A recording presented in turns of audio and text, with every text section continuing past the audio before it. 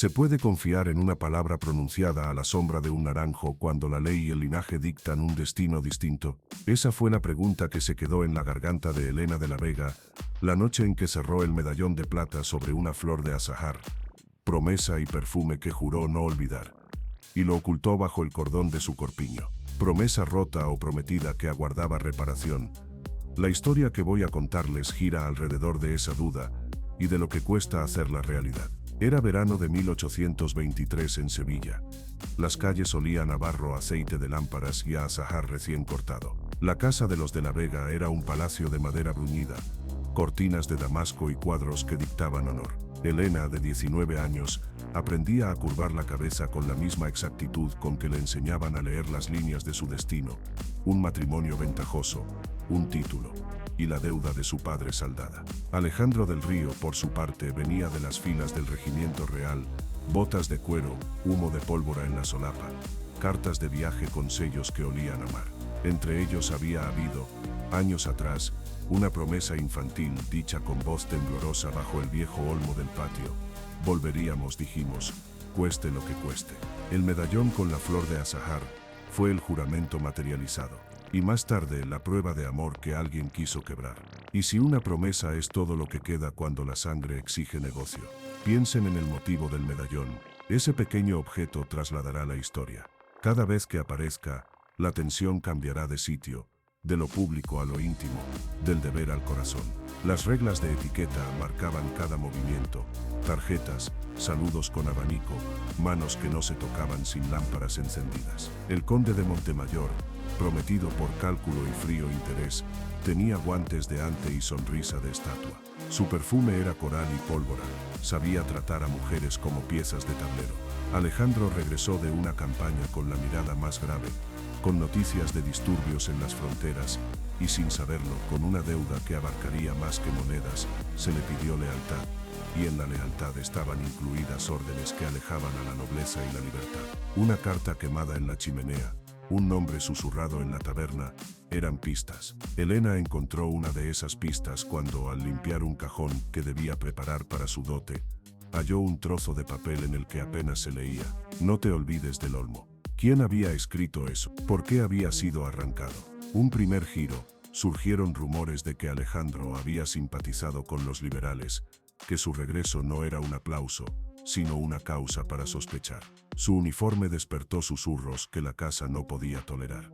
Y entonces, un día, apareció un sobre dirigido a Elena en tinta corrida, con la mano que ella conocía mejor que a nadie. Era de Alejandro. La carta hablaba de una verdad incómoda: no había traicionado su promesa, sino que la había postergado para protegerla. Pero la letra estaba manchada por lágrimas y por humo de guerra. Alejandro confesaba que al enterarse de la presión sobre los de la Vega, aceptó una orden que lo llevaría lejos si la familia no cedía. Era su sacrificio dejarla, para que el nombre de Elena no se manchara por la veleidad de un soldado controvertido. ¿Sufre más una palabra pronunciada o una que se calla? Esa pregunta abrió otra herida, la de la confianza. Elena, atrapada entre la carta y la convención, tuvo que decidir si creer en lo que su corazón recordaba bajo el medallón, o en lo que la sociedad exigía. Mientras tanto, alguien más movía piezas. El conde avanzaba en favores, con cenas y promesas de reparar la economía familiar. Su mano en el brazo de Elena era un contrato que olía a billetes, su sonrisa a cláusulas. Cada baile en el salón era una cuenta que debía pagarse. Alejandro, por su parte, supo de la noticia y volvió a la ciudad antes de lo previsto, pero los muros del palacio estuvieron vigilados.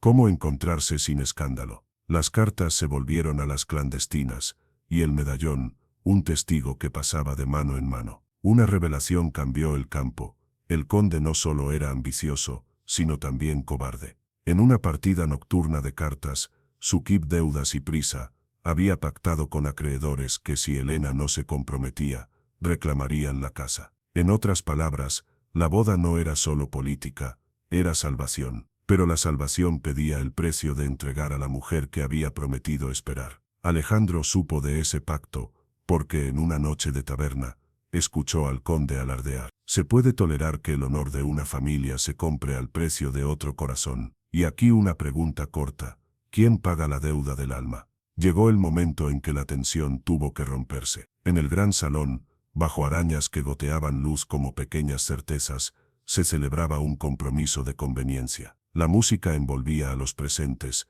las damas con abanicos como alas. Elena llevaba un vestido color perla, y dentro, el medallón apretó contra su pecho como si pidiera salir. Alejandro, que había prometido no causar un escándalo, apareció entre sombras para verla una última vez. Pero la ciudad tenía oídos, y el corazón no sabe de discreciones. El conde brindó por un futuro que no le pertenecía, por la paz comprada en letras secas. Fue entonces cuando Elena, con las manos temblorosas, pero la voz fría como una campana en la noche, dejó que el medallón reluciera sobre la mesa ante todos. Lo abrió, sacó la flor de azahar, ajada pero intacta, y la colocó en el centro de la copa del conde. Este aroma no se vende, dijo.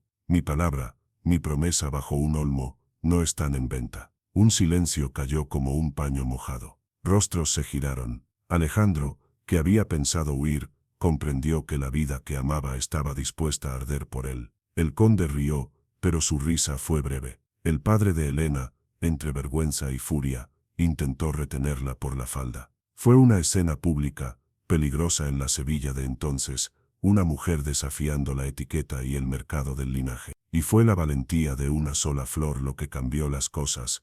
Alguien gritó que la honra no podía probarse con contratos. El costo fue inmediato. Elena fue desheredada en la semana siguiente. Su nombre fue objeto de cuchicheos. Pero la libertad de elegir tiene peso y precio. Alejandro fue relevado de su puesto por falta de discreción. Las puertas del ejército se cerraron. No hubo fuga gloriosa ni rescate de novela. Sí hubo una boda secreta en la iglesia de San Lorenzo, con un cura amigo, y una vela que ahora olía a azahar verdadero. El medallón, que había servido para exponer la verdad, quedó más tarde en manos de ambos. Fue reparado con hilo de plata por una vieja artesana de la calle Feria, que decía que toda pieza rota pedía su música de unión. La flor dentro, aplastada y curada entre cartones, volvió a oler menos a pasado, y más a esperanza. ¿Qué lección deja una promesa cumplida a medias y rota a golpes de tiempo? No es que la palabra sea un pacto inmutable.